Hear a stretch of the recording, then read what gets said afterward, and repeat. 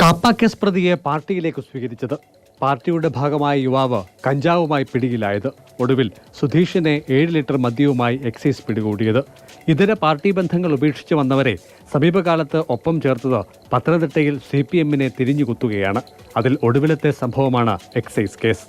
Beverages ചില്ലറ വിൽപ്പനശാലകളിൽ നിന്നും വാങ്ങുന്ന മദ്യം നാട്ടിൽ ഉയർന്ന വിലയ്ക്ക് കച്ചവടം നടത്തി വന്ന ആളാണ് സുധീഷ് എന്നാണ് എക്സൈസ് നൽകുന്ന വിവരം. ഡ്രൈഡേയിൽ വലിയ തോതിലുള്ള മദ്യവിൽപ്പന ഇയാൾ നടത്തിയിരുന്നു എന്ന വിവരത്തിന്റെ അടിസ്ഥാനത്തിലായിരുന്നു ഇന്നലെ വൈകുന്നേരത്തെ പരിശോധന. മൈരാടുപാറയിൽ ഇയാൾ താമസിച്ചു വന്ന വാടക കെട്ടിടത്തിൽ നിന്നും 7 ലിറ്റർ മദ്യം കണ്ടെത്തി. 500 മില്ലി വീതം ഉൾക്കൊള്ളുന്ന 14 കുപ്പികളാണ് ഉണ്ടായിരുന്നത്.